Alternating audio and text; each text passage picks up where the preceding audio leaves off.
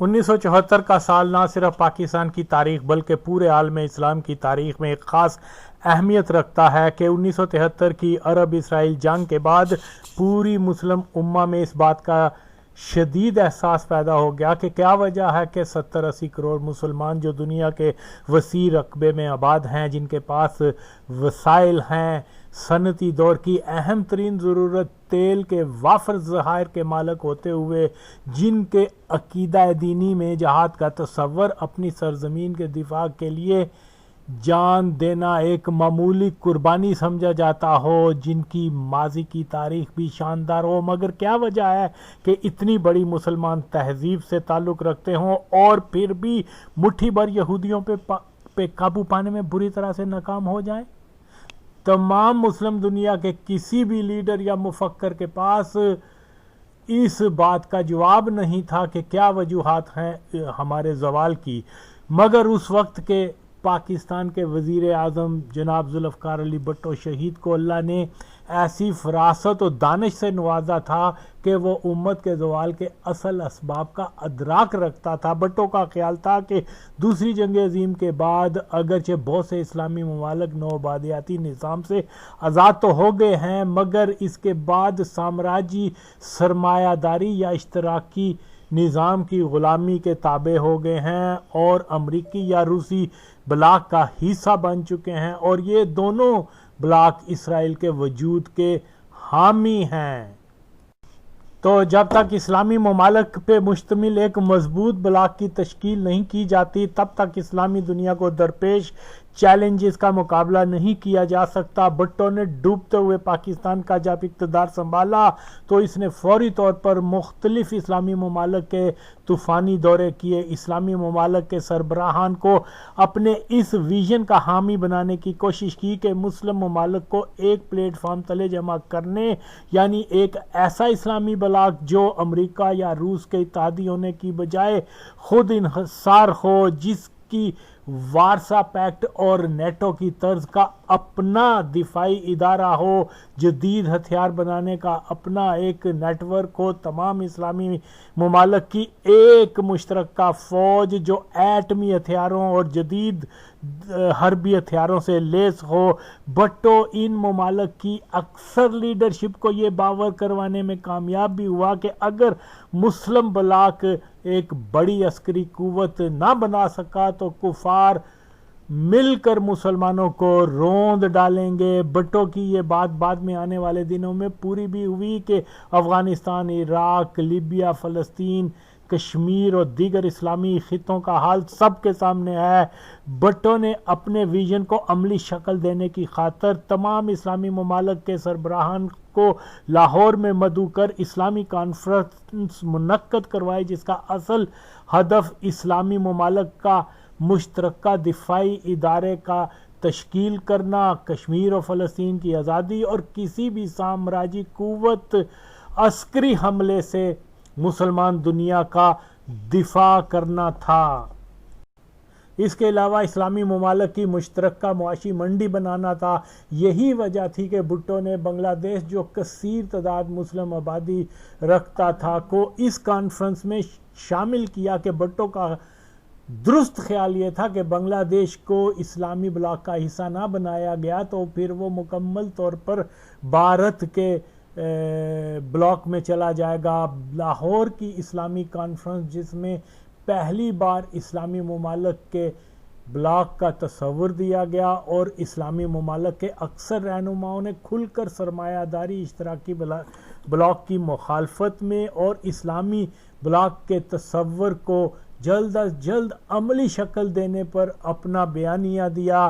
مختصر یہ کہ تمام اسلامی کانفرنس میں فروری 1974 کی لاہور کی اسلامی کانفرنس ہی ایک ایسی کانفرنس تھی جس میں امت کو درپیش مسائل کا مقابلہ کرنے کا مکمل فارمولہ طے کیا گیا، جو کہ کسی بھی طور پر سامراجی قوتوں کے مفاد میں نہیں تھا، اور خاص طور پر جب بھٹو نے بھرپور انداز میں فلسطین کی آزادی کی مہم اور یہ اعلان کیا کہ اس کانفرنس کے مقاصد کو پورا کر انشاءاللہ ہم جلد ہی آزاد بیت المقدس میں جمع ہو وہاں نماز ادا کریں گے، جو کہ اسرائیل کے لیے ایک بہت بری خبر تھی۔ اسلامی کانفرنس سے قبل اقتدار میں آتے ہی بھٹو نے 1972 میں شیطانی تنظیم فری میسن جو قادیانی اور جماعت غیر اسلامی کی پاکستان میں پالن ہار تھی، اس پہ مکمل پابندی عائد کر دی۔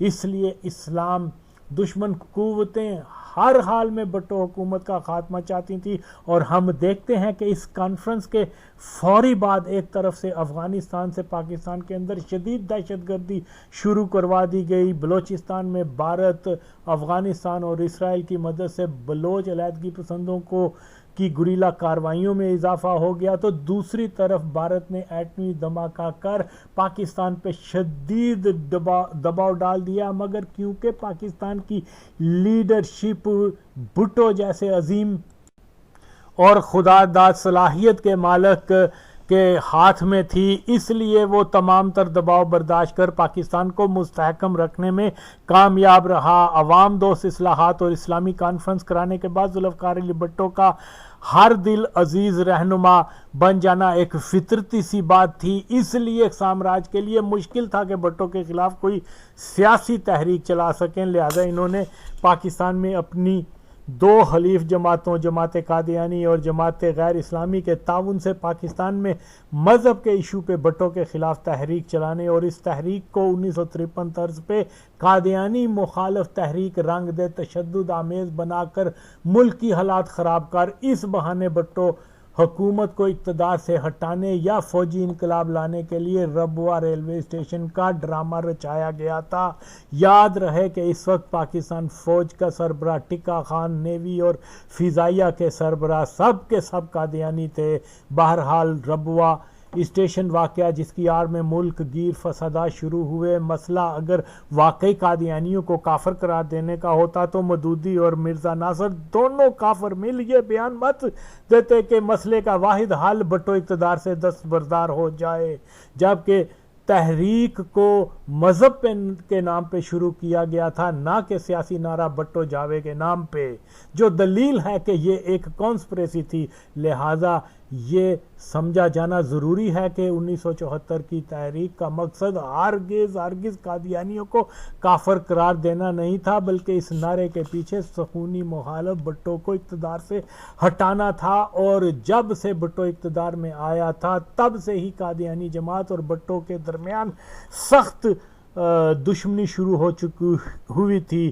سب کو معلوم ہے کہ بھٹو نے ایئر مارشل ظفر چودھری کو اس بات پہ خوب ڈانٹا تھا کہ اس نے مرزا ناصر کے سالانہ جلسہ ربوہ پر ایئر فورس کے طیاروں کی سلامی کیوں دی، فری میسن پہ پابندی، اور پھر چودھری ظفر کے واقعات سے قادیانی جماعت بھٹو کے خلاف ہو، اس ہی کوشش میں تھی کہ کسی طرح سے بھٹو کو اقتدار سے ہٹایا جائے۔ رہی بات قادیانیوں کو کافر قرار دینے کے لیے 1974 کی تحریک کی، تو ریکارڈ میں جانے سے معلوم ہوتا ہے کہ 1973 کے آئین میں ہی درج ہے کہ نبی محمد صلی اللہ علیہ وسلم کے بعد جو کوئی بھی کسی بھی شکل یعنی کسی بھی فارم میں یعنی ذلی اور بروزی قسم کا بھی نبوت کا دعویٰ کرتا ہے وہ ہرگز مسلمان نہیں، وہ کافر ہے، کذاب ہے۔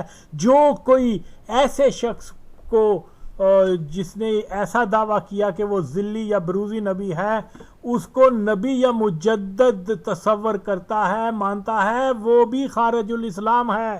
تو بنیادی طور پر قانونی طور پر مرزائیوں کو تو 1973 میں ہی کافر قرار دے دیا گیا ہوا تھا، لہذا شک نہیں کہ ربوہ اسٹیشن کا واقعہ کسی اور مقصد کے لیے رچایا گیا تھا۔ پاکستان کے قادیانی اتحادی ملا جو بریلوی دیوبندی اہل حدیث شیعہ مسلک کا ماسک لگا یہ جھوٹا دعویٰ کرتے ہیں کہ جی بھٹو تو مرزائیوں کو کافر قرار دینا نہیں چاہتا تھا، مگر ہم مولویوں کے دباؤ کی وجہ سے اس نے مجبور ہو کر قادیانیوں کو کافر قرار دیا۔ یہ ناپاک ملا جھوٹ بولتے ہیں، اور وہ بھی منبر رسول پر بیٹھ کر۔ تو ان قادیانی چیلوں کو پہلے 1973 کے آئین کو پڑھنا چاہیے، اور اس کے بعد ان دین فروشوں کو یہ بھی جان لینا ہوگا کہ مئی 1974 کے آخر میں ربوہ اسٹیشن اور پر فسادات شروع ہوئے، اور بھٹو نے 13 जून 1974 को टीवी पे, रेडियो पे अपनी तकरीर में 2 टोक अल्फाज में ऐलान किया कि फैसला तो हो चुका हुआ है कि जो कोई नबी सल्लल्लाहु अलैहि वसल्लम के बाद किसी और को नबी या मुजद्दद मानता है वो हरगिज मुसलमान नहीं है। सुन लो मौलवियों, तुम टगे टगे की बातें करना छोड़ो और सुनो भुट्टो ने इस तकरीर में मजीद क्या कहा था। उसने कहा था, मैं वादा करता हूं कि असेंबली में एक ऐसा फैसला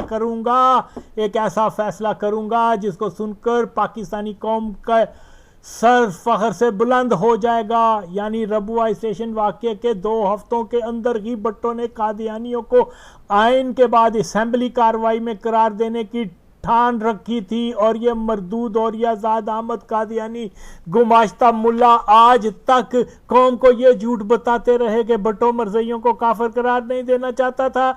लानत है इन सब झूठों पे। मजीद ये कि फसादात के शुरू होते ही मिर्ज़ा नासिर कादियानी और मदूदी यहूदी दोनों ने यहाँ तक कह दिया कि भुट्टो क्योंकि अवाम में गैर मकबूल हो चुका है, लिहाजा इसने अपनी पार्टी के कारकुनों को मरज़ई मुखालिफ तहरीक में शामिल कर पुरतशद्दुद कार्रवाइयाँ करवा रहा है। जबकि सच ये है कि भुट्टो ने पहले दिन ही फसादात को बैरूनी साजिश करार दे दिया था। बेशक भुट्टो को इक़्तिदार से हटाने के लिए 2 काफिर जमातों ने एक ड्रामा रचाया था। फिर जब ख़त्म नबूवत के नाम पे तहरीक चलाई गई तो इस तहरीक में साबिक़ एयर मार्शल असगर खान, चौधरी ज़हूर इलाही भी शामिल हो गए। और ये कौन थे? ये तो मरज़ई थे, ये तो मरज़ई ख़ानदानों से ताल्लुक़ रखते थे और मरज़इयों को ये इस तहरीक में शामिल हुए और मरज़इयों को काफिर करार का मुतालबा करना शुरू हो गया। जैसा मैंने पहले कहा, ये तो दोनों खुद मरज़ई थे। तो ज़हूर इलाही तो मॉडल टाउन के सी ब्लॉक की कादियानी इबादतगाह से जुम्मा नमाज अदा करके निकला था कि जुल्फ़िकार के अरकान के हाथों कत्ल हो गया। तो अब क्या कसर बाकी रहती है कि वो कादियानी नहीं है? भाई कादियानी 1974 की तहरीक में मिर्ज़ा नासिर के इशारे से उसमें शामिल हो गए और कहा कि जी मरज़इयों को काफिर करार दो, जबकि ये एक साजिश थी, एक हिस्सा था साजिश का। तो इसमें ये क्या मौलवियों को क्या समझ इन चीज़ों की? इनको तो सिर्फ और सिर्फ कादियानी पैसे से सरोकार है और लोगों को बेवकूफ़ बना रहे हैं। और साथ में किसको आशिक रसूल कह रहे हैं जो मिर्ज़े की कब्र में जाके फातिहा पढ़ता है। लानत है ऐसे मौलवियों पर। बहरहाल शैतानी कुव्वतों ने रबवा स्टेशन का वाक़या कादियानी जमात के साथ मिल इसलिए बनाया था कि इस इशू को लेके भुट्टो हुकूमत को ख़त्म कर दिया जाए। मगर यहाँ खुदा की खुफिया तरतीब देखने को मिलती है कि कादियानी अपने ही फैलाए जाल में फंस गए और जिस बात का उनको उनके वहमो गुमान में भी तसव्वुर ना था कि इस खेल का नतीजा, इस साजिश का नतीजा न सिर्फ मरज़इयों को गैर मुस्लिम अक़लियत करार दे निकलेगा बल्कि वज़ीर आज़म पाकिस्तान ज़ुल्फ़िकार अली भुट्टो शहीद के हुक्म से मरज़इयों को रियासती इदारों से भी हटाए जाने का मुबारक अमल शुरू हो जाएगा। भुट्टो के सख्त कादियानी मुखालिफ इक़दामात के नतीजे में पाकिस्तान आर्म्ड फोर्सेस के बड़े अफसरान जो कादियानी मज़हब के कट्टर किस्म के पैरोकार थे और आज भी हैं, और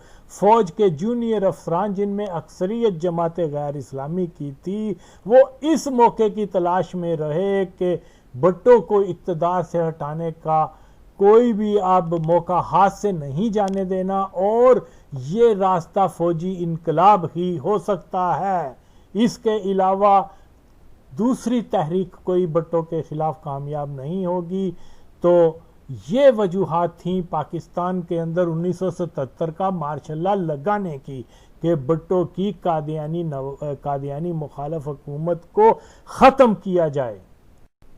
अगरचे पाकिस्तान की रियासत के मालिक कादियानियों को काफिर करार देना एक बहुत ایک بہت بلکہ ناممکن کام تھا، مگر اللہ نے اپنے ایک بندے کو ہمت عطا کی، اور یہی ہمت بھٹو کو امر کر گئی کہ اس نے یہ جان کے مرزائیوں کو کافر قرار دینے کے بعد اس کو پھانسی دے دی جائے گی، مگر اپنی جان کی پرواہ نہ کرتے ہوئے عملی طور پر اپنے سچے عاشق رسول ہونے کا ثبوت دیا اور ایک تاریخی کارنامہ انجام دے دیا، حتیٰ کہ مودودی کافر جو بھٹو کا سخت ترین دشمن تھا، اگرچہ اس نے 7 ستمبر 1974 کے فیصلے پہ تنقید کرتے ہوئے یہ کہا تھا کہ کسی کو کافر قرار دینے کا اتنا اہم و حساس فیصلہ جلد بازی میں کیا گیا ہے اور دلیا تو شکر کر کے وہ ایک 90 سالہ مسئلہ حل ہو گیا۔ مودودی کہہ رہا تھا یہ جلد بازی میں فیصلہ ہوا ہے،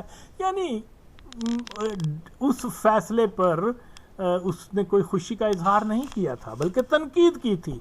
ظاہر ہے کہ مودودی کو اس فیصلے کا دلی صدمہ پہنچا تھا، اسی لیے تو اس نے یہ بیان دیا، لیکن مودودی جہنم کے کتے نے یہ بھی اقرار کیا کہ مرزائیوں کو کافر قرار دینے کا فیصلہ بھٹو ہی کر سکتا تھا، نہ کوئی دوسرا۔ اب دین فروش ملا خود تسلیم کرتا ہے کہ ان ملاؤں میں اتنی جرأت نہیں تھی کہ مرزائیوں کو کافر قرار دیا جا سکتا۔ بات یہ ہے کہ قادیانی اور یا مقبول جان جس کو یہ خادم قادیان عاشق رسول کہتا ہے، اس جھوٹ کا پرچار کرتا ہے کہ مودودی مفتی وغیرہ نے بھٹو کو مجبور کر دیا کہ وہ مرزائیوں کو کافر قرار دے۔ اسی طرح ممبر رسول صلی اللہ علیہ وسلم پہ بیٹھ مرزائی ایجنسی ساختہ مولوی خادم حسین یہ جھوٹ بولتا ہے کہ مولوی نیازی نے کمال بہادری کی اور ختم نبوت کے لیے گولیوں کے سامنے اپنا سینہ کر دیا وغیرہ، جب کہ سچ یہ ہے کہ میں ذاتی طور پر کم از کم 10-12 افراد کو جانتا ہوں جو قسم کھا کر حلفیہ بیان دیتے ہیں، جو وقت کے جو گواہ ہیں، جو ان کے سامنے بات ہوئی کہ جیسے ہی گولی چلی سب مولوی نیازی سمیت تمام مسلک مولوی جو ہیں وہ بیس بدل فرار ہو گئے تھے۔ اور جو شخص ممبر رسول پہ بیٹھ سفید جھوٹ بولتا ہو، کیا ایسے شخص کو کسی ختم نبوت تحریک کا سربراہ بنایا جا سکتا ہے؟ افسوس ہے مسلمانوں کی حالت پر۔ بہرحال یہ سچ ہے کہ بھٹو نے جب مرزائیوں کو کافر قرار دیا تو مولوی بھٹو کو مبارکباد دینے آئے اور قادیانیوں کو کافر قرار دینے کی وجہ سے بھٹو کو مجاہد اسلام کا خطاب دیتے ہوئے قول دیا کہ وہ تمام عمر بھٹو کے وفادار رہیں گے، مگر 2 سال بعد ہی یہ ناپاک مولوی اصغر خان قادیانی، ظہور الہی قادیانی، بیگم ولی قادیانی، قصوری قادیانی کے ساتھ مل بھٹو کو کافر اعظم، زانی، شرابی، اسلام دشمن قرار دے اپنی تقاریر میں یہ کہتے سنیں گے کہ ہم بھٹو کو سرے بازار پھانسی پہ لٹکا دیں گے۔ کیا یہ منافقت نہیں تو اور کیا ہے؟ بتائیں نا، کوئی جسٹیفائی اس بات کو کرے۔ کیا اپنا بدعہدی مسلمان کا شیوا ہے؟ 2 سال کے اندر یہ مرزائی پیسے پہ یہ انہوں نے اپنا ایمان بیچ دیا۔ تو آج مرزائی ایجنسا ساختی نام نہاد مولوی کہتے ہیں کہ جی بھٹو کے خلاف قومی اتحاد اسلامی نظام لانے کے لیے بنائی گئی تھی۔ تو ان کنجروں سے پوچھو کہ اسلامی نظام بھٹو کے بعد ایک قادیانی اصغر خان کو وزیر اعظم بنا کر نافذ کیا جانا تھا؟ لکھ دی لعنت تاڑے تھے۔ اصل بات یہ ہے کہ بھٹو جو ایٹم بم وہ ایک اسلامی بلاک بنانے جا رہا تھا، اور سب سے اہم بات یہ ہے کہ 1947 سے پاکستان کے اداروں پہ چھائے مرزائی تسلط کو ختم کرنے کی مبارک مہم پر تیزی سے گامزن تھا، اور بہت جلد پاکستان سے مرزائیت کی مکمل بیچ کنی کرنے والا تھا۔ پاکستان کی دینی جماعتوں نے ختم ہوتی مرزائیت کو جلا بخشنے کے لیے ہی قومی اتحاد کو تشکیل کیا تھا۔ خدا کی قسم ہے کہ دینی جماعتوں کی تمام مالی امداد قادیانی ایجنٹوں نے امریکی ڈالروں سے کی۔ جماعت غیر اسلامی اور دیگر دینی جماعتوں کے عام کارکنوں کی جیبوں میں اسلام دشمن امریکہ کے نوٹ جن کو ڈالر کہتے ہیں ہوتے تھے، اور زبان پہ نظام مصطفیٰ کا نعرہ ہوتا تھا، یعنی نظام مصطفیٰ لایا جا رہا ہے دجالی ڈالر کی مدد سے۔ دیر فٹے منہ در فٹے منہ نہ پاکو۔ تو یہ تاریخ کی بدترین غداری ان مولویوں نے کی جو زبان سے مرزائیوں کو گالی دیتے تھے، مگر ان ہی مرزائیوں کی منشا پہ کام کرتے ہوئے پاکستان سے مکمل ختم ہوتی مرزائیت کی بقا کے لیے سرگرم عمل ہو گئے تھے۔ پاکستان اگر آج مرزائیت کا قلعہ بنا ہوا ہے تو اس قلعے کی تعمیر میں مولویوں کا مکمل عمل دخل سب سے زیادہ ہے، خدا کی قسم ہے۔ اگر یہ نہ غداری کرتے تو پاکستان سے مرزائیت ختم ہو چکی ہوتی آج۔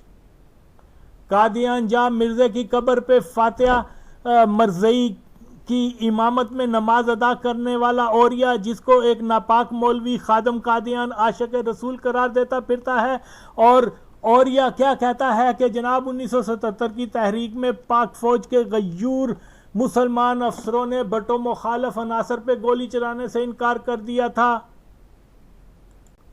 کہ وہ اپنے ہم مذہب مسلمانوں پہ گولی نہیں چلانا چاہتے تھے۔ تو اس بغیرت اوریا قادیانی سے پوچھو کہ تیری پاک فوج نے 1953 میں جن 10,000 پہ گولی چلاؤ ان کو شہید کر دیا تھا، کیا وہ مسلمان نہیں تھے؟ جواب دے تیری میں۔ 1983 میں سندھیوں کو کافر سمجھ کے مارا گیا تھا، کیا اس فوج نے کیا سمجھا تھا ان کو؟ کیا وہ سندھی مسلمان نہیں تھے، کلمہ گو نہیں تھے؟ اور پھر یہ لنگڑے شیطان کے سامنے کتنے بچوں کو مروا دیا گیا، کس کے حکم پر؟ کیا وہ یہودی تھے؟ کیا وہ ہندو تھے، سکھ تھے وہ بچے؟ تو ظاہر ہے فوج اگر چاہتی تو کوئی گولی نہ چلتی، تو ماریں گے، یہ پھر ماریں گے۔ اور یا تو دیکھ جب یہ اکٹھا ہو، فوج نے بھون کے رکھ دینا ہے، کیونکہ فوج پاکستان کی نہیں ہے، اسلام کی نہیں ہے۔ ہاں اس میں یہ ہے کہ فوج کا مسلمان طبقہ جو ہے اس کو ہم سلام کے پیش کرتے ہیں، افسر پہلے دن سے قادیانی ہے، آج بھی قادیانی ہے، اور اگر یہ مولوی رہیں گے ختم نبوت کے نام نہاد پیرادار تو تا قیامت قادیانی ہی پاکستان پہ مسلط رہیں گے۔ قادیانیوں سے جان چھڑانی ہے تو مرزائی تحریک کا ساتھ دیا جائے، ادروائز آپ جائیں قادیانیوں کی غلامی میں، شوق سے جائیں۔ تو او کم بخت اور یا جھوٹ بولتے ہوئے قوم کو گمراہ کرتے ہوئے تم کو شرم نہیں آتی؟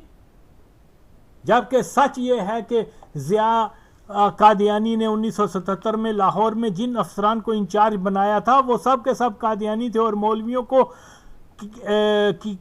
جو ہے وہ ہنگامہ آرائی پہ اکساتے تھے، ان کے سامنے بینک لوٹے جاتے تھے، اور وہ بالکل کسی ایک کو نہیں روکتے تھے۔ چاند ایک افراد بھی جو ان ہنگاموں میں مارے گئے تھے تو وہ کن کے ہاتھوں مارے گئے تھے؟ فوج کی وردی میں ملبوس قادیانی غنڈے تھے جن کا مقصد بھٹو حکومت کے خلاف عوام کو اکسانا تھا، ملک میں خانہ جنگی کی فضا پیدا کرنا تھا، اسی لیے انہوں نے مظاہرین کے اور راہ چلتے لوگوں کو مار دیا اور کہا کہ جی یہ بھٹو نے اتنا ظلم کروا دیا۔ وہ سارے قادیانی تھے۔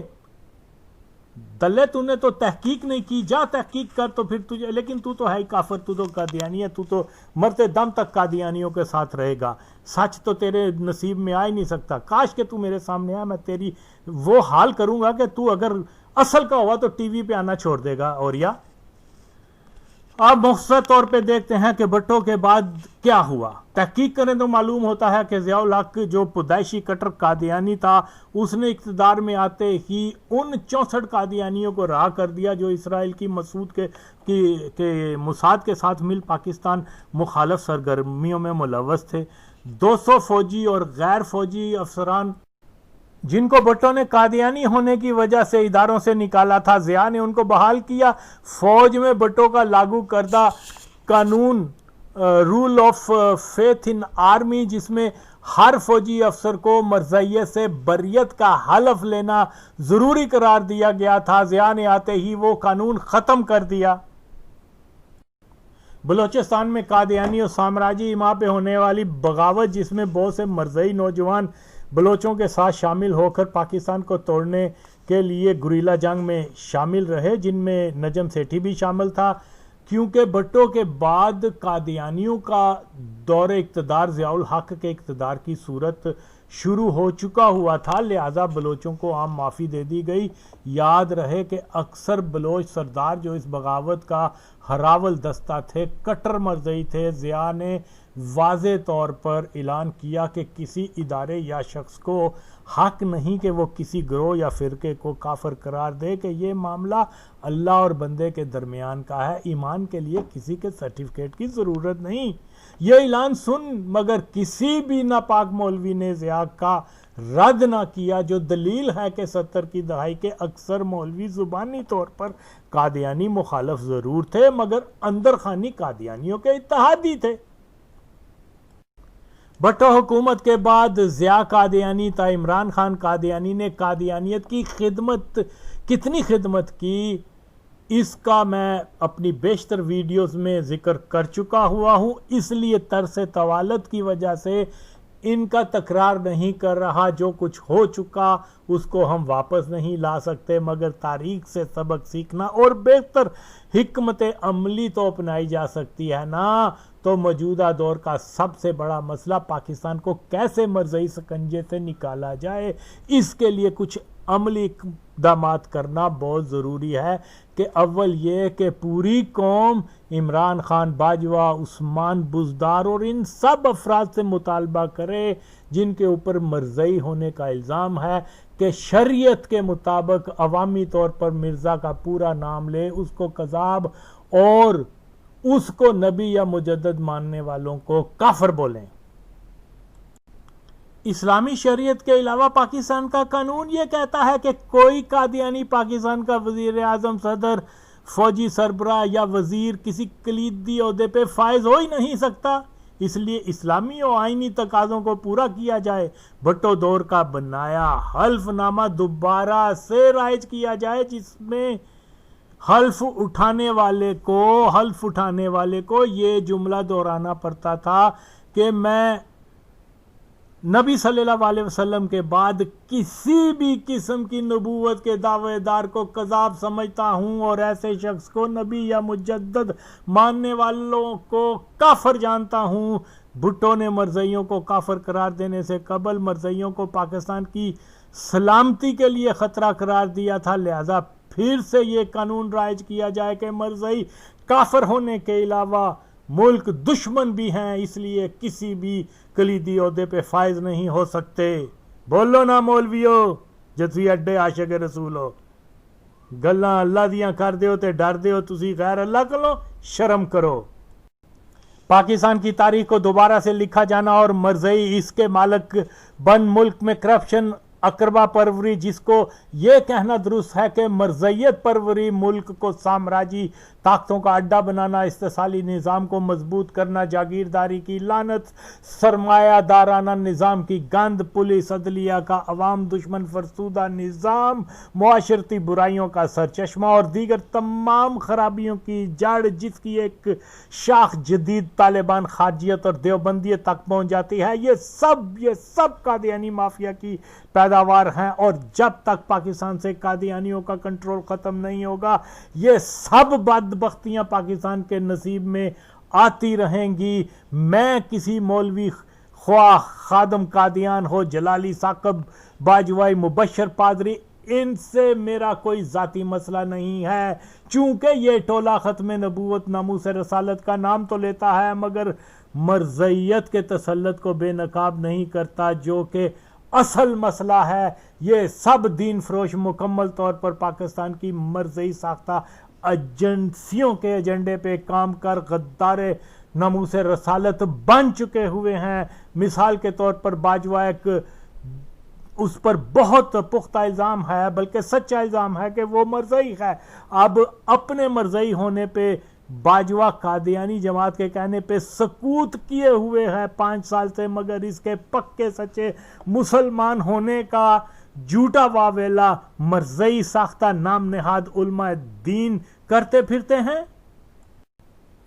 اب مبشر پادری جو خود کو مفتی کلواتا ہے، کیا وہ یہ نہیں جانتا کہ دین کی شریعت یہی کہتی ہے کہ جس شخص پہ مرتد ہونے کا الزام ہو وہ خود اپنی زبان سے اپنے مرتد ہونے کا رد مرزا قادیانی کا نام لے کے اس کو کذاب کہہ کر کرے، مگر یہ ناپاک قادیانی زرخرید دین کا مزاج بناتے ہوئے کسی سابق فوجی کی گواہی پہ باجوہ کو مسلمان قرار دے رہا ہے۔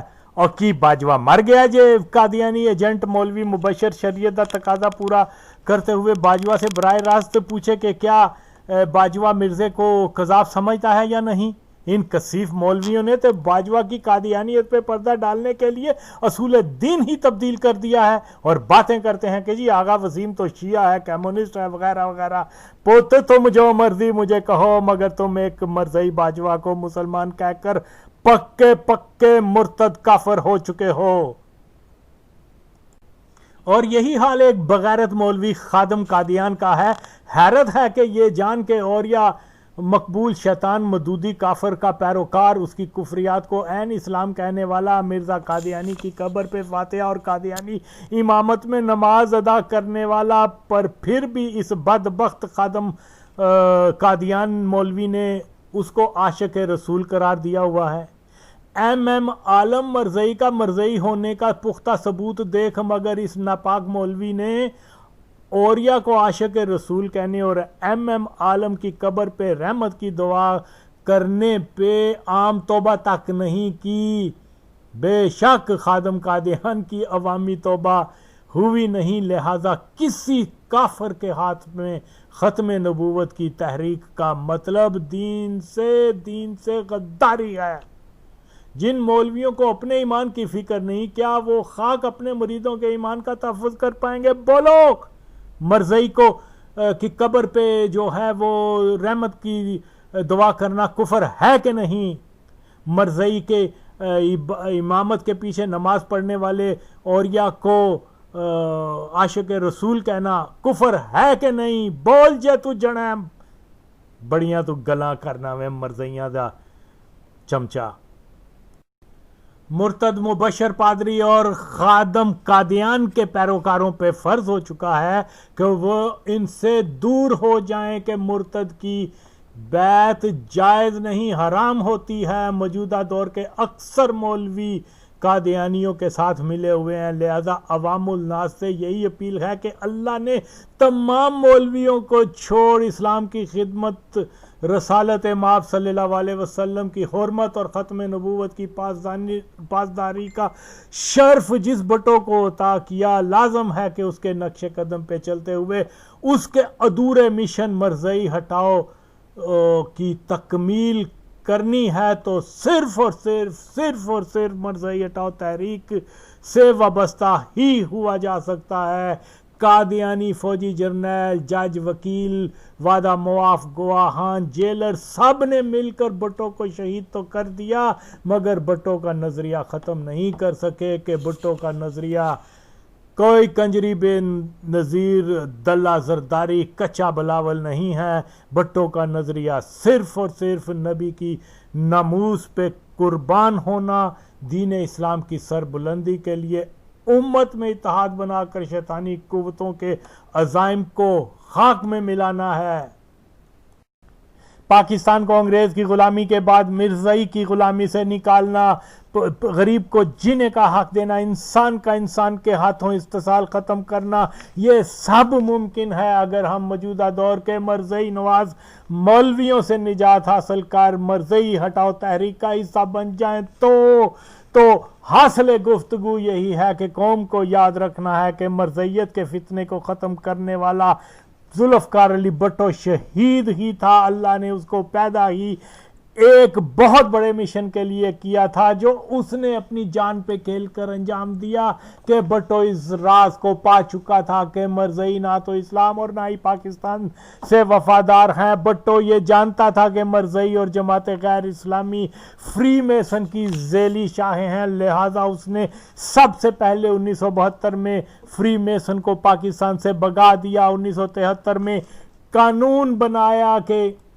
نبی پاک کے بعد جو کوئی کسی دوسرے شخص کو کسی بھی قسم کی نبوت کا دعویٰ جو کرتا ہے وہ کذاب ہے اور اس کو جو کوئی نبی یا مجدد مانتا ہے وہ مسلمان نہیں۔ بھٹو کی اسلامی خدمات بہت طویل ہیں، مگر چند ایک کا ذکر کیا ہے کہ سوچیں۔ بھٹو جس نے مرزائی فتنے کا خاتمہ کیا، اسلامی کانفرنس، اسلامی بلاک، اسلامی ایٹم بم، مسلمان دنیا کو ایک مضبوط بلاک بنانے کے لیے شب و روز محنت کی، وہ جدید تاریخ اسلام کا ہیرو، یا اردغان جس نے اسرائیل سے سفارتی تعلقات ختم نہ کیے، جو دجالی نیٹو کا تنظیم کا رکن، یہود ساختہ داعش کی پرورش کرنے والا، اسلام دوست قذافی کو یہودیوں کے ساتھ مل قتل کرنے والا، جس شام پر اللہ کے نبی نے رحمت کی دعا کی، اس ہی شام کو خارجیوں اور یہودیوں کے ساتھ مل ظلمت کی علامت بنانے کی ناپاک جسارت کرنے والا، جس نے اسرائیل اور پاکستان کے سفارتی تعلقات قائم کرنے کی ہر ممکن کوشش کی، ایک گمراہ عقیدہ اخوان کا پیروکار ہرگز اسلامی دنیا کا ہیرو نہیں ہے، اور قادیانی اور یا خادم قادیان، صحافی عمران خان زاد حامد جیسے قادیانی کرندے جس چیز کا بھی زور لگا لیں، مگر میرے ہوتے کبھی بھی ایک اسلام دشمن اردغان کو اسلام کا ہیرو ثابت نہیں کر سکتے۔ اور اگر ان کو اتنا مان ہے، اگر یہ حلالی ہیں تو آئیں میرے سامنے یہ بات کر کے دکھائیں، میں تن کے راہ داں گا انہوں۔ وقت کی ضرورت ہے کہ جن مولویوں کی غداری کی وجہ سے پاکستان میں مرزیت مضبوط تر ہوئی، جو مولوی یہ سچ بیان نہیں کرتے کہ فوج کے افسر طبقے کا تعلق مرزیت سے رہتا چلا آ رہا ہے، جو مولوی 10,000 مسلمانوں کے قاتل کے نام پہ بنی مارکیٹ کا نام تبدیل کرنے کا مطالبہ نہیں کرتے، جو مولوی مسلمانوں کی مسجد سے قادیانی ضیاء کی قبر کو اٹھانے کا مطالبہ نہیں کرتے، جو مولوی قادیانی عالم کی قبر پہ رحمت کی دعا کی توبہ نہیں کرتے، باجوہ عمران جیسے قادیانیوں کو مسلمان کہتے ہیں۔ بے شک یہ مولوی روپ قادیانی ہی ہیں۔ اگر مسلمانوں نے ان ناپاک مولویوں کو بائیکاٹ نہ کیا تو روز محشر یہ مسلمان شرمندہ ہوں گے۔ مرزیت کا مقابلہ، ناموس رسالت صلی اللہ علیہ وسلم کا ختم نبوت کا دفاع اور پاکستان کی سالمیت کی ضمانت صرف اور صرف مرزائی ہٹاؤ تحریک کا ساتھ دینے میں ہے۔ پاکستان زندہ باد۔ ساری دنیا میں یہ کہہ گئے تو اس واسطے براہ راست ہونے چاہتے تھے، لیکن بنیاد رکھنا چاہتے تھے۔ اس واسطے جو حلف اس وقت انہوں نے پیش کیا اور جو یونانی مسئلہ منظور کر لیا گیا، یہ وہی الفاظ تھے جو کہ بعد میں 7 ستمبر کے ریزولوشن میں پیش کیے گئے، کہ میں حلف اٹھاتا ہوں کہ محمد صلی اللہ آخری نبی ہیں، اور میں غیر مشروط طور پر آن صلی اللہ علیہ وسلم کے ختم نبوت پر ایمان لاتا ہوں، اور کسی ایسے شخص کو جو دعوی نبوت کرتا ہے نہ مجدد سمجھتا ہوں اور نہ اس کو نبی قرار دیتا ہوں۔ یہ حلف اس میں شامل کیا گیا، یہ بنیاد تھی اصل میں اس قرارداد کی۔ اب قرارداد کے الفاظ میں آپ کی خدمت میں پیش کرتا ہوں۔ قرارداد کے الفاظ جو کہ آپ دیکھ لیں، جو کچھ بھی اس وقت 73 کے آئین کی کاپی آپ دیکھیں، اپینڈکس 1 اور 2، آپ اس کو دیکھیں، اسٹڈی کریں، بالکل یہ الفاظ تھے کہ جو اس وقت اس میں شامل کیے گئے۔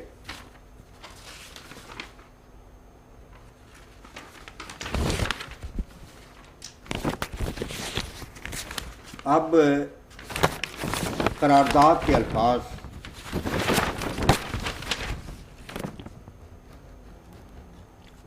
جو شخص حضرت محمد صلی اللہ علیہ وسلم جو آخری نبی ہیں کہ خاتم النبیین ہونے پر قطعی اور غیر مشروط طور پر ایمان نہیں رکھتا، یعنی یہ تسلیم نہیں کرتا کہ آن وسلم غیر مشروط طور پر نبی ہیں، آخری نبی ہیں، اس پر میں زور دینا چاہتا ہوں کہ قرارداد کے روح نیوکلس اور بنیادی نقطہ یہ ہے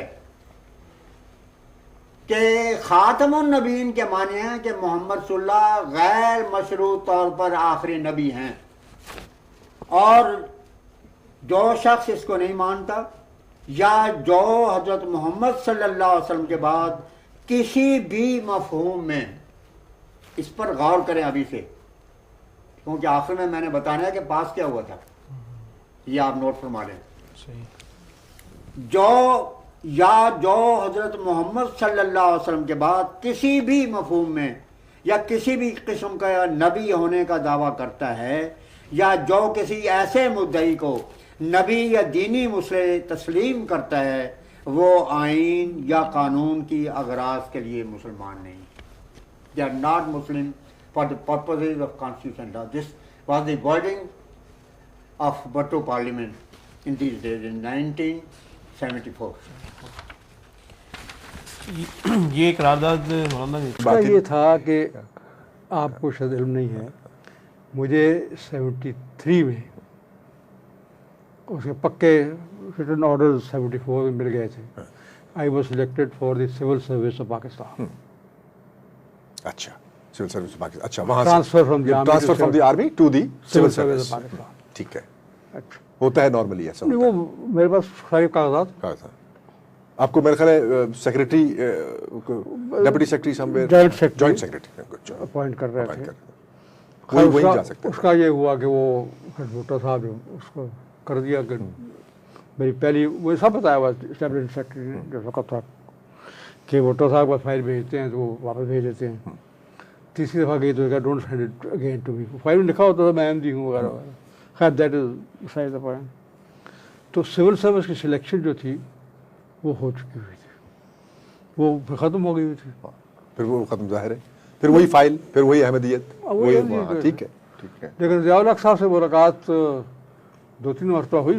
اس کے بعد یہ انٹرسٹ کو شاید علم نہیں ہے، مجھے 73 میں اس کے پکے ریٹن آرڈرز 74 میں مل گئے تھے.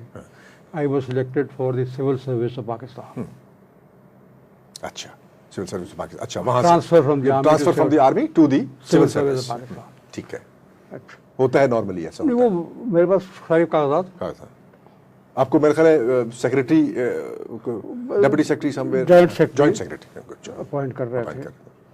وہی جا سکتے. اس کا یہ ہوا کہ وہ بھٹو صاحب جو اس کو کر دیا کہ میری پہلی وہ سب بتایا ہوا اسٹیبلش سیکرٹری نے جو وقت تھا کہ بھٹو صاحب کا فائل بھیجتے ہیں تو وہ واپس بھیج دیتے ہیں. تیسری دفعہ گئی تو don't send it again to me. File میں لکھا ہوتا تھا میں احمدی ہوں وغیرہ وغیرہ. خیر that is size the point. تو سول سروس کی سلیکشن جو تھی وہ ہو چکی ہوئی تھی، وہ پھر ختم ہو گئی ہوئی تھی. پھر وہ ختم ظاہر ہے، پھر وہی فائل، پھر وہی احمدیت، وہی. ٹھیک ہے. یہ بتائیے کہ اس وقت جو ہمارے جرنیل تھے بڑے، جیسے جنرل اختر حسین ملک تھے، عبدالعلی ملک تھے، جنرل افتخار جنجوعہ تھے، ان کی بارے میں فوج میں جو وہ عزت و احترام اور وہ ان کا نام لینا، جیسے آپ کو بھی اس طرح قدر کی نگاہوں سے دیکھا گیا، اس طرح یہ جی ایس کیو میں. پہلی بات 1947 میں پاکستان جب بنا تو کمانڈ اسٹاف کالج کوئٹہ تھا. کمانڈ اسٹاف کالج کوئٹہ تھا، آل انڈیا تھا وہ تو صحیح. اس میں جو کمانڈانٹ تھا وہ انگریز تھا، زیادہ تر افسران صاحب انگریزی تھے، چند دیسی افسر تھے. اس میں 3 پاکستانی افسر جو پاکستان میں آئے وہ تھے. ان کے نام میں بتانے لگا ہوں پلیز. ایک تھا یحییٰ خان، لیفٹیننٹ کرنل یحییٰ خان. ٹھیک ہے. Lieutenant colonel Akhtar Hussain Malik, lieutenant colonel Gul Mawaz. Lieutenant colonel Gul Mawaz. ہاں. یعنی ان کی یہ پوزیشن تھی کہ یہی دیور instructor command staff college in the all India time. ٹھیک. یہ قابلیت ان کی مانی ہوئی. اختر حسین ملک بھی شامل تھے. ان سے میرا واسطہ تھوڑا پڑھا دیکھا سارا دیکھا میں نے. Great leader. صوبہ عبدالعلی ملک، بڑی عزت تھی، بڑی احترام تھا. فوج میں اس طرح انٹریکشن براہ راست ہونے کے اس لیے چانسز ہوتے ہیں کہ مختلف یونٹس ہوتی ہیں، دور دور پوسٹنگ ہوتی ہیں. لیکن میرا یہ سوال یہ ہے کہ جو فوج میں اوور آل احمدی افسران کی عزت تھی جب، تو وہ یعنی کہ ریلیجن اور یہ سب تو آڑے نہیں آتا تھا اس میں سارے شروع میں تو نہیں آتا تھا، بعد میں پھر. لیکن جب یہ 74 کی بات ہوئی تو پھر آنے لگا. اس میں تو پھر بہت ہی زیادہ. اچھا، اب آپ 71 سے 74 تک جی ایچ کیو میں تھے. Quite a long time that you were there. or you gained of course powers there, as you said you were very strong then, automatically you were on a seat there. یہ بتائیے کہ ستمبر سن 74 آتا ہے, تو ستمبر سن 74 میں جب اسمبلی فیصلہ لینے لگتی ہے تو ہمارے ملک میں تو ایسا نہیں ہے کہ اسمبلی آن اٹس اون کوئی فیصلہ کرنے کی اہل ہو, کیونکہ سارا جی ایچ کیو میں بات جاتی. تو وہاں پہ اس کا کیا کوئی وہ کوئی اس کا شور تھا کہ جماعت کے خلاف؟ اس سے پہلے 74 سے پہلے تو کوئی پوچھتا نہیں تھا کون کیا ہے, کوئی کیا ہے, بالکل. اس کے بعد پھر لوگوں کو دلچسپی شروع ہوئی. ابھی مجھے یاد آ رہا ہے انکویسٹ کی بات ہے, انکویسٹ میں بیٹھے ہوئے تھے تو جنرل آفتاب تھا, بڑا اچھا آدمی تھا, lieutenant general Aftab Ahmed, he was the chairman. N A Qureshi was the A G, وہی میجر جنرل تھا, یہ لیفٹیننٹ جنرل تھے. تو ایئر فورس میں اس میں شامل تھے, بریگیڈیئر تھے ایئر فورس کے کمانڈور, نیوی کے کمانڈور میں شامل تھا, آرمی کا میں تھا اور ایک اور تھا بریگیڈیئر. تو جو ایئر فورس کا افسر تھا, یہ سپٹمبر کا زمانہ 74 کا جب یہ ہو رہا تھا, کمانڈور صاحب نے چھوٹی سی بریک ہوئی تو احمدیت کے خلاف باتیں کرنی شروع کر دی. اچھا. اب میں احمدی ہوں, وہ جنرل قریشی تو جانتا تھا کہ وہ میرا باس بھی تھا, تو میں نے اس کو دیکھا اشارہ کرتے. اچھا آپ میرے ذہن میں یہ ہے کہ کوئی اسی زمن میں ایک باتیں بتاتا ہوں. 74 میں جب فیصلہ ہو گیا تو میں جی ایچ کیو میں بڑی ایک کی پوزیشن میں تھا. ٹھیک ہے. تو ساری فوج کا ڈسپلن, سارے ریلیجس ٹیچرز جتنے فوج میں تھے وہ میری ماتحت آتے تھے, اور ساری جو ملٹری پولیس ہے that was all under me. It's a very huge and a very key sort of a position. اب میرا خیال آپ جی ایچ کیو میں ہی رہے. 71 میں تو آپ مطلب اس طرف بھی نہیں گئے یا فرنٹ پہ نہیں گئے, ایسٹ پاکستان بھی نہیں گئے؟ 71 میں میں جی ایچ کیو میں تھا. جی ایچ کیو میں تھے آپ, ٹھیک ہے. دس از ناؤ 74. ٹھیک. تو انہوں نے جب یہ فیصلہ کیا تو they removed it from that position. اچھا کہ بھئی یہ کی پوزیشن پہ ہے تو اس کو نہیں ہونا چاہیے. دیٹ واز آفٹر سپٹمبر 74, دسمبر میں انہوں نے 74. اور انہوں نے ایک فارم بنائے تھے جی ایچ کیو میں, میرے میں ایشو کیے تھے, جس میں ڈیکلریشن آف ریلیجن تھا. اور یہ فارم احمدیت کے لیے بنائے تھے, بڑے اوفینسو تھے کہ میرا ریلیجن یہ ہے جو وہ بتاتے ہیں. میں نے کیا کیا کہ اس فارم کے اوپر لکھا کہ یہ جو آپ نے ریلیجن لکھا ہے یہ میرا نہیں ہے, میرا ریلیجن جو ہے وہ یہ میں نیچے لکھ دیتا ہوں. ٹھیک. وہ میں نے لکھا کہ وہ کیا ہے, جو ہماری جماعت کا ہے. حضرت نبی کریم صلی اللہ علیہ وسلم کو خاتم النبیین مانتے ہیں, مسیح موعود علیہ السلام جو ان کی پیشگوئی کے مطابق آئے ہیں, مہدی ہیں, مسیح ہیں, وغیرہ وغیرہ جیسے ہے ہمارا. وہ جب انہوں نے لکھ کے بھجوایا تو وہ انہوں نے واپس کر دیا. No we don't accept your version of the M D, you must sign what is on the form. میں نے کہا کون sign your version of the your version of Ahmadiyyat, it's my religion, my faith. یہ ہمارے آخر وقت تک چلتا رہا till I was sent home. اچھا, till you were sent home. تو you 74 میں you were there in GHQ. I was in GHQ. 71 کی بات آپ نے کی تھی اشفاق کے ساتھ. اس کا یہ تھا کہ وہ تو خیر ہوا. I was in Dhaka in March 71 جب ڈکلیئر ہوا ہے. اچھا اچھا اچھا. When I came back via Colombo تھا, وہ اپنی موت نہیں مرا. یہ بہت امپورٹنٹ ہے, سوچنے والی بات ہے. یہ قوم کو سوچنا چاہیے کہ کسی بھی شخص کو اپنی موت نہیں آئی. بھٹو کو پھانسی دی گئی, ٹھیک ہے. کس نے پھانسی دی؟ ضیاء الحق نے پھانسی دی, جس نے اتنا بڑا کارنامہ انجام کیا تھا, جو ہیرو بن گیا تھا. اس نے ایک 90 سال کا مسئلہ حل کر دیا کہ وہ 90 سال کا مسئلہ حل کیا, اور جس کو تو ہیرو بننا تھا, اس کے تو پیر دھو دھو کے پینے چاہیے تھے لوگوں کو. بھٹو کے ساتھ کیا ہوا؟ خدا تعالیٰ ایسے لوگوں سے راضی نہیں ہوتا. بھٹو نے خود کہا کہ یہ احمدی مجھے کہتے ہیں کہ جی میرے دونوں بازو کٹ گئے ہیں, کٹ جائیں گے, تو دیکھو میرے تو بازو سلامت ہیں. اس عقل کے دشمن کو یہ پتہ نہیں تھا کہ بازو کا مطلب یہ ہوتا ہے. نہ اس کے پاس فوج کی طاقت رہی, نہ عوام کی طاقت رہی, نہ اس کے بیٹے جس کو طاقت کہتا تھا وہ رہے, نہ اس کی بیٹی کی طاقت رہی. اس کی خاندان ختم ہو گیا. یہ کیا خدا تعالیٰ کو اس کے اوپر رحم نہیں کرنا چاہیے تھا؟ اس نے تو بڑا نیک کام کیا تھا. یہ بسم اللہ الرحمن الرحیم.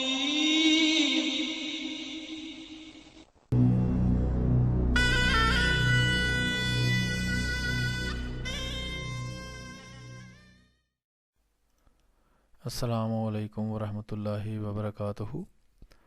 محترم ناظرین، یہ بہت ہی مختصر ویڈیو ہے جو آپ کے سامنے پیش کی جا رہی ہے.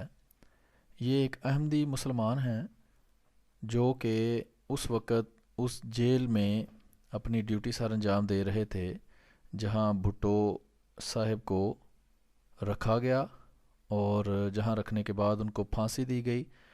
جو بھٹو صاحب کو جب پھانسی دی جانے لگی تھی تو انہی نے اس کے ہاتھ اور پاؤں بھی باندھے تھے، اور انہوں نے بھٹو کا انجام اور اس کے وہ آخری لمحات خود اپنی آنکھوں سے دیکھتے ہیں. آئیے یہ مختصر سی ویڈیو دیکھتے ہیں. Abi Sab, welcome. Introduction. Apart from being Ahmadi, I was that person who took Mr. Zulfikar Ali Bhutto to the gallows. I tied his hands, tied his legs, and he was hanged. I am the only Ahmadi in whole of the world witness of that hanging. What's your name? Yamutu ala qalbin. I witnessed myself. Majid Qureshi, I am. MashaAllah. What's your position? Your career, your position, what was that? I was assistant superintendent at that time at Ideology Pindi. I see. And I was in charge of the cell there. Throughout his career, he remained in the jail for 323 days, and I remained there. MashaAllah. And I had so many meetings with Bhutto. He was very much impressed with my behavior, and he would only, if anything problem there was there, he was only who could, I could satisfy him. And he would trust upon me. So, did you tell him that you are Ahmadi? Yes, he knew me. He surprised? Because before he was selected as Prime Minister, I took part in his campaign for Prime Ministership and polls, etc. MashaAllah. He knew me very well. MashaAllah. So, did he feel sorry about what the decisions he made? Yes. Did he say that? He never confessed. He never confessed that he had, is involved in murder. That it was proved that he was involved. Yes. There is my interview on the TV, and they asked me when he was not involved, why he was hanged. Then I said it was the God who was angry with him, and he didn't want his more life. Allah. Fantastic. God please you. So who put the rope around his neck? Yes, You? I was there. But who put the rope? He was, his name was Tara Masih. He was a Christian. Christian? Who put But I took him to the that ladder. Okay. I Tied him? tied his legs, tied his hands, and stood him from here. Which is As the more last strong. moment. Stronger than to hang him. To tie him when he is alive, it is more strong. Yes.